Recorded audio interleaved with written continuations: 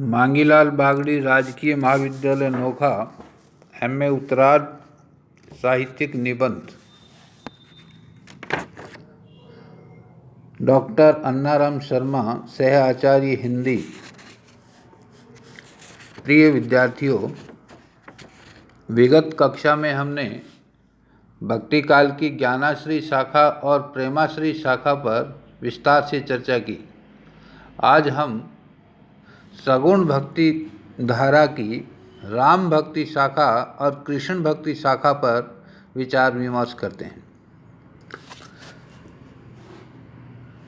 निर्गुण संतों में भक्ति की अपेक्षा ज्ञान की प्रधानता है, जबकि सूफी कवियों में प्रेम का महत्व। किंतु दोनों के यहाँ ईश्वर का स्वरूप निर्गुण है। लेकिन मध्यकालीन सगुण संप्रदाय की दो शाखाएं, राम भक्ति और कृष्ण भक्ति शाखा में ईश्वर सगुण रूप में अभिव्यक्त हुए हैं।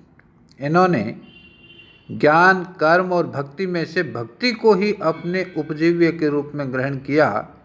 हिंदी के वैष्णव भक्त कवियों ने ज्ञान की अवहेलना तो नहीं की, पर उसे भक्ति जैसा समर्थ भी नहीं बताया। ज्ञान तारक तो है, पर वह कष्ट साध्य और कृपाण की धार के समान है।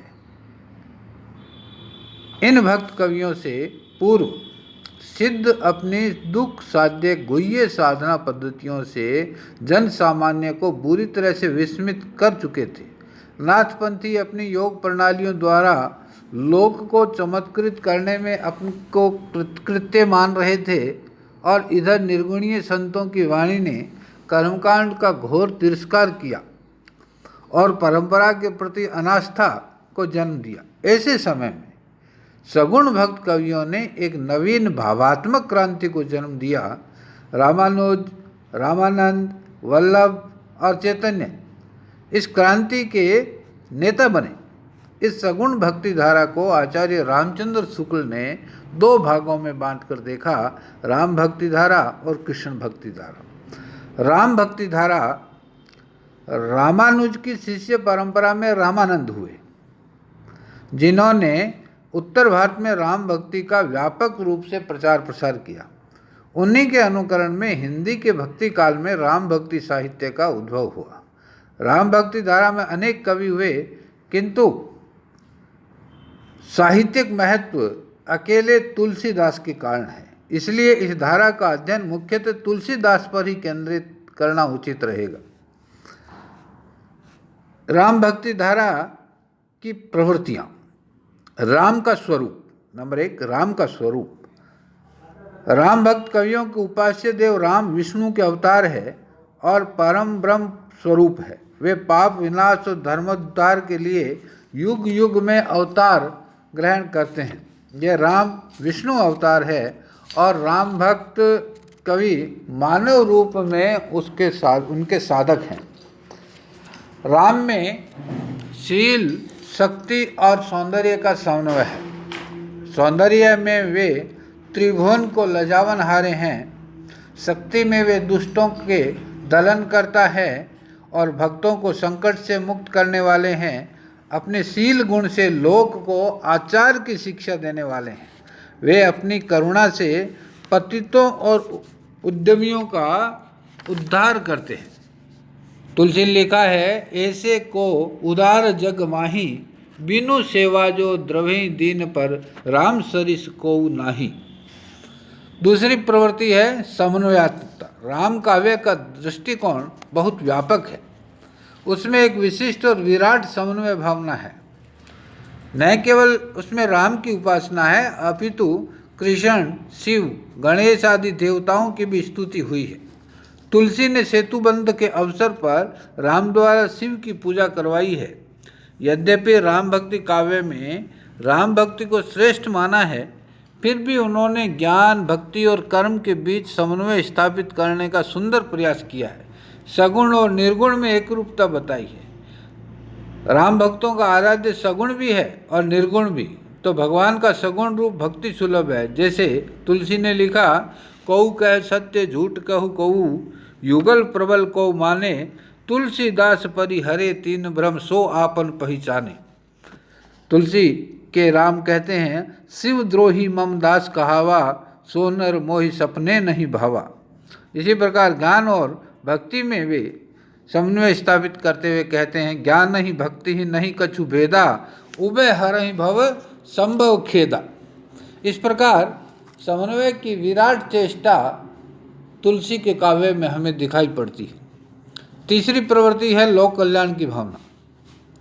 लोक कल्याण की दृष्टि से यह साहित्य उपादेय है। इन्होंने गृहस्थ जीवन की उपेक्षा नहीं की, बल्कि लोक सेवा और आदर्श गृहस्थ राम और सीता को उपस्थित करके जीवन स्तर को ऊंचा उठाने का स्तुत्य प्रयत्न किया।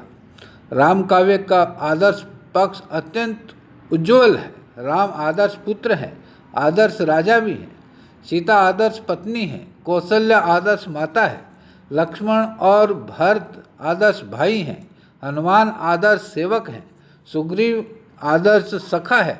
इस तरह इस काव्य में जीवन का मूल्यांकन आचार की कसौटी पर किया गया है और हर क्षेत्र में हर सामाजिक संबंध को एक आदर्श स्वरूप में उपस्थित किया गया है। कीर्ति भनीति भूति भली सोई, सुरसरी सब कहे हित होई, या देहिक देविक भौतिक तापा, राम राज काहू नहीं व्यापा। राम राज्य की राजा शासन का एक आदर्श स्वरूप उन्होंने व्यक्त किया। चौथी प्रवृत्ति है भक्ति का स्वरूप। राम का चरित्र त्रिलोकातिशयी है। राम भक्त कवि राम के शील, शक्ति और सौंदर्य पर मुग्ध है। यही कारण है कि राम भक्त कवियों ने अपने राम के बीच सेवक सेव्य भाव को स्वीकार किया है। तुलसीदास जी का कहना है, सेवक सेव्य भाव बिनु भवन तरिए उर्गारी, या राम सो बड़ो है कौन मोसो कौन छोटो, राम सो खरो है कौन मोसो कौन खोटो। राम भक्त कवियों का भक्ति संबंधी दृष्टिकोण बहुत उदार है। निसंदेह राम भक्ति को यहाँ सर्वश्रेष्ठ बताया गया है, किंतु अन्य देवी देवताओं की पूजा को की भी यहाँ अस्वीकृति नहीं है। इन कवियों ने नवोदय भक्ति के प्राय सभी अंगों का विधान उपस्थित किया। इनकी भक्ति पद्धति वैदिक भक्ति की कोटि में आती है। ये भक्त विशिष्ट द्वैतवाद से प्रभावित है। इनके लिए जीव भी सत्य है, क्योंकि वे ब्रह्म का अंश है। जीव और ब्रह्म में अंश अंशी भाव का संबंध स्थापन इन्होंने किया। राम भक्त कवियों की एक प्रवृत्ति यह है कि उन्होंने सभी रसों का निरूपण किया। यद्यपि राम भक्ति शाखा के रसिक संप्रदाय में श्रृंगार रस का ही परिपाक हुआ, लेकिन तुलसी के साहित्य में विशेषकर रामचरितमानस में सभी रसों का समावेश है। युद्ध में वीर और रौद्र रस का चित्रण हुआ है। नारद के मोह में हास्य रस की सुंदर सृष्टि हुई है। राम के विलाप में तथा लक्ष्मण की मूर्छा प्रसंगों में करुण रस की व्यंजना है। राम के ब्रह्मत्व के प्रतिपादन के प्रकरणों में अद्भुत और भक्ति रस की अच्छी छटा है। राम साहित्य में सर्वत्र एक रस है, वह है राम रस, और उनके आस्वादन की योग्यता राम की लीला में रमण करने वालों में ही हो सकती है। काव्य शिल्प की दृष्टि से देखें तो राम काव्य की भाषा अवधी है। केशव की रामचंद्रिका में ब्रज भाषा का प्रयोग हुआ, लेकिन राम भक्ति के रसिक संप्रदाय के कवियों ने भी ब्रज का प्रयोग किया। तुलसी ने अवधी और ब्रज दोनों का सफल प्रयोग किया, लेकिन राम भक्ति का सिरमौर ग्रंथ रामचरितमानस अवधी भाषा में लिखा है, इसलिए अवधी मुख्य भाषा है राम काव्य की। विनय पत्रिका, कवितावली, गीतावली की रचना उन्होंने भले ही ब्रज में की, लेकिन अवध राम का जन्म स्थान होने के कारण उसकी भाषा अवधी मुख्यतः राम काव्य की भाषा बनी रही। छंदों की दृष्टि से राम काव्य में सोरठा, सवैया, घनाक्षरी, कुंडलियाँ, तौमा, त्रिभंगी आदि के अतिरिक्त दोहा, चौपाई मुख्य छंद है जो इस काव्य में हमें मिलते हैं।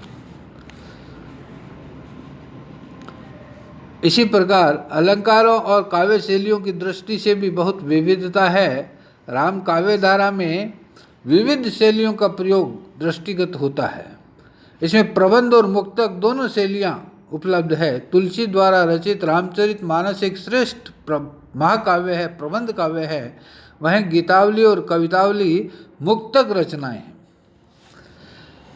इस प्रकार हिंदी साहित्य में रामकाव्य धारा का अद्वितीय महत्व है। इस काव्य धारा को रामानुजाचार्य के परम शिष्य रामानंद ने जनता के सामने रखा। इसमें तुलसी, अगरदास, नाभादास, केशवदास, सेनापति, प्राणचंद चौहान आदि कवि हुए, लेकिन प्रतिनिधि कवि तुलसीदास ही हैं। वियोगी हरि ने लिखा है कि जिन्होंने चिर पिपासा कुल संसार और संतप्त पथिकों के लिए सुशील सुधा स्रोतस्विनी पुण्य सलीला राम भक्ति मंदाकिनी किसी धवल धारा बहा दी है, जिन्होंने भक्त भ्रमरों के लिए अपनी कृति वाटिका में भाव कुंज कलिकाओं से अनुराग मकरंद प्रस्तावित किया है, जिन्होंने साहित्य सेवियों के सम्मुख भगवती भारती की अप्रियतम प्रतिभा प्रत्यक्ष करा दी, भला उनका प्रातः स्मरणीय पुनीत नाम किस अभागे अरसिक के हृदय पटल पर अंकित न होगा। इस काव्य धारा में रामचरितमानस ने समन्वय भावना, सेवक सेव्य भाव की भक्ति, मर्यादा की प्रधानता, चरित्रांकन, आदर्शवादिता आदि अनेक प्रवृत्तियों से हिंदी साहित्य को सुशोभित किया है। प्रिय विद्यार्थियों, इस युग की जो सगुण भक्ति धारा है उसकी दूसरी प्रशाखा है कृष्ण काव्य की। कृष्ण भक्ति साहित्य का अपना अलग विशिष्ट स्थान है। इस काव्य धारा के साहित्य में आनंद और उल्लास का अनोखा रूप देखने को आता है। आचार्य हजारी प्रसाद द्विवेदी ने इसकी विशेषताओं के संबंध में लिखा है कि मनुष्य की रसिकता को उद्बुद्ध करता है, उसके अंतर्निहित अनुराग लालसा को ऊर्ध्वमुखी करता है और उसे निरंतर रस सिक्त बनाता है। प्रकारांतर से कृष्ण काव्य रस और राग का साहित्य है। इस साहित्य की विशेषताएं या प्रवृत्तियां हैं। पहली प्रवृत्ति है कृष्ण लीलाओं का वर्णन। इस साहित्य में कृष्ण की विविध लीलाओं का गायन किया गया है। कृष्ण भक्त कवियों ने विशेष रूप से अपने उपास्य देव के किशोर जीवन की लीलाओं का निरूपण किया। इन लीलाओं में रास लीला, दान लीला, मान लीला, भाव लीला, वंशी वादन, गौ लीला, चीरहरण लीला प्रमुख है। कृष्ण की विविध लीलाओं के निरूपण का उद्देश्य अखंड आनंद जीवन की आध्यात्मिक परिपूर्णता की अभिव्यक्ति करना है। इस काव्यधारा में सख्य भाव दूसरी प्रवृत्ति है। इस सख्य भाव की भक्ति या कांत भाव की प्रधानता, सख्य भाव की प्रधानता के कारण ही इस काव्यधारा के कवियों ने कृष्ण को अपना मित्र माना और इसी भाव से उनकी उपासना की। एक मित्र की तरह कृष्ण भक्त कवियों ने उन्हें विविध प्रकार के उपालंब दिए हैं। इसके साथ ही इस काव्यधारा के काव्य में दास्य भाव की भक्ति और नवदा भक्ति के दर्शन भी होते। तीसरी प्रवृत्ति है श्रृंगार और वात्सल्य की प्रधानता। श्रृंगार और वात्सल्य के चित्रण में कृष्ण भक्त कवि अद्वितीय है। सूर का साहित्य वात्सल्य में है। वात्सल्य के चित्रण में जितने विविध प्रसंगों और उसके संदर्भ में उठने वाले नाना भावों की उद्भावना सूर ने की है, उतनी किसी ने नहीं की। सूर ने लिखा है, मैया मोहि दाऊ बहुत खिजायो, मोसो कहत मोल को लीनो, तो ही जसुमती कब आयो जायो। मैया कब ही बढ़ेगी चोटी, कीती बार मोहि दूध पीवत भई, यह अजूहू है छोटी। या संदेशो देवकी सो कहियो, हो तो धाय तिहारी सुत की, मैया कर धी रहियो। जो माता के हृदय की आशंका है वो इस पद में अभिव्यक्त हुई है। इसी प्रकार श्रृंगार रस के संयोग और वियोग दोनों पक्षों का निरूपण कवियों ने किया। वियोग या विप्रलंब श्रृंगार में अधिक सजीवता, स्वाभाविकता, मधुरता और मार्मिकता के दर्शन होते हैं। गोपियों के वियोग वर्णन में भ्रमर गीत अद्भुत है, अप्रतिम है। भ्रमर गीत मूलतः वियोग काव्य ही है। निशी दिन बरसत नैन हमारे, सदा रहत पावस ऋतु हम पर, जब ते श्याम सिधारे। वात्सल्य को भी श्रृंगार की भांति संयोग और वियोग दोनों रूपों में देखा जाता है। संयोग वात्सल्य का एक उदाहरण है, सिखवती चलत जसोदा मैया, अरब राय कार पानी गहावत, डग मागाई धरनी परे पहिया। इस प्रकार से वात्सल्य के भी संयोग और वियोग दोनों रूपों का अंकन सूरदास ने और अन्य कृष्ण भक्त कवियों ने किया। प्रकृति काव्य। कृष्ण भक्ति साहित्य भावात्मक साहित्य है। बाह्य प्रकृति का चित्रण इसमें तो भाव की पृष्ठभूमि में हुआ है। उद्दीपन भाव के लिए तथा अलंकारों के अप्रस्तुत विधान में भी प्रकृति का अंकन है। प्रकृति के स्वतंत्र रूप का चित्रण प्राय न के बराबर है, परंतु प्रकृति के मनोरम और अनुकूल, भयानक और प्रतिकूल रूपों के चित्रण में कृष्ण भक्त कवियों ने अपने अद्भुत कौशल का परिचय दिया। डॉक्टर ब्रजेश्वर वर्मा ने लिखा है कि दृश्यमान जगत का कोई भी सौंदर्य उनकी आंखों से छूट नहीं सकता। पृथ्वी, अंतरिक्ष, आकाश, जलाशय, वन, प्रांत,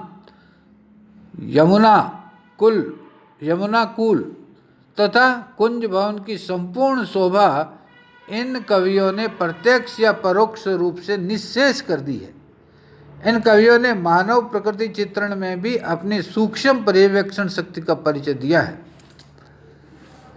देखियत कालिंदी कारी, अहो पथि कहियो उनहरी सो, भई विरह जुर जारी।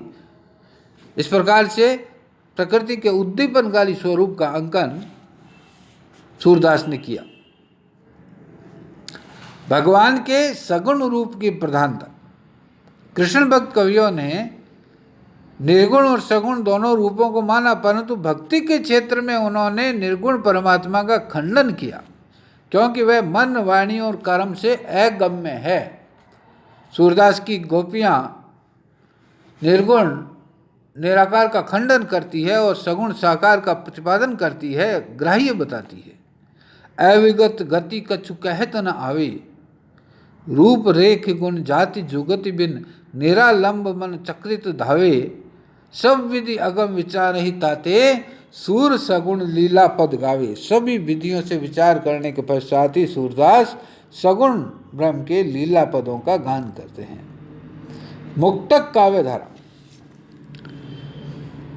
कृष्ण भक्ति धारा के कवियों ने अपनी भावनाओं को मुक्तक काव्य के रूप में प्रस्तुत किया। इन कवियों ने कृष्ण के जीवन के जिस अंश को अपने काव्य का विषय बनाया वह मुक्तक काव्य के ही उपयुक्त था। सूरसागर मुक्तक काव्य का एक श्रेष्ठ उदाहरण है। शैली विधान। कृष्ण भक्ति कवियों ने मुख्यतः गीति शैली का प्रयोग किया और अपनी गीतियों में भावात्मकता, संगीतात्मकता, वैयक्तिकता, संक्षिप्तता और भाषा की कोमलता आदि विशेषताएं ठूस कर भरी। छंदों की दृष्टि से यदि देखें तो इस साहित्य में गीति पदों का प्रयोग हुआ है। कलात्मक प्रसंगों में चौपाई, चौबोला, सार तथा सरसी छंदों का प्रयोग भी दिखाई पड़ता है। नंददास ने रूप मंजरी और रस मंजरी ग्रंथों में दोहा और चौपाई दोनों का प्रयोग किया। इसके अतिरिक्त दोहा, रोला, कवित, सवैया, छप्पे, कुंडलियाँ, गीतिका आदि छंद भी यत्र तत्र दिखाई पड़ते। भाषा की दृष्टि से कृष्ण भक्ति साहित्य ब्रज रस से आप्लावित है और ब्रज भाषा का श्रेष्ठ निदर्शन उसमें हुआ है। आचार्य द्विवेदी ने लिखा है कि मनुष्य की रसिकता को उद्बुद्ध करता है। यह साहित्य मनुष्य को निरंतर रस सिक्त बनाए रखता है। इस प्रकार ब्रज भाषा की कोमलता, रेशमीपन, पिछलता कृष्ण भक्त कवियों के साहित्य में हमें दिखाई पड़ती है। एक प्रवृत्ति संगीतात्मकता की है। इस काव्य के अधिकांश कवि उच्च कोटि के गायक रहे हैं उसी का परिणाम है कि इन कवियों के काव्य में अवसादी, सारंग, मल्हार, केदार, गौरी, धनाश्री आदि अनेक राग रागिनियों का प्रयोग हुआ है। इन कवियों के राग संगीत की शास्त्रीय कसौटी पर खरे उतरते हैं। सुर के पदों की संगीतात्मकता की प्रशंसा करना उचित ही है। ये कवि ने लिखा है, सुर कविता सुनी कवि कौन कवि जो नहीं सिर चालन करे। अर्थात कविता को सुनने के पश्चात कवि श्रोता अपना सिर हिलाता है, अर्थात वह उस पर मुग्ध होता है। इस प्रकार हिंदी साहित्य का भक्तिकाल विविध दृष्टियों से महत्वपूर्ण है। इसमें ज्ञान और भक्ति, निर्गुण और सगुण, प्रेम और योग सभी प्रकार की प्रवृत्तियाँ पाई जाती है। यह साहित्य मनुष्य की आत्मा और मन और हृदय दोनों को संतृप्त करता है। इसलिए भाव और भाषा की दृष्टि से यह साहित्य हिंदी साहित्य का स्वर्ण युग माना जाता है। इसमें श्रेष्ठ मानवीय आचारमूलक आदर्श अभिव्यक्त हुए हैं। इस साहित्य में भक्ति का तत्व रीढ़ के रूप में उपस्थित है। इसलिए यह मनुष्य के लौकिक और अलौकिक दोनों प्रकार के आनंद का हेतु बनता है। इस प्रकार हिंदी का भक्ति साहित्य अमर साहित्य है।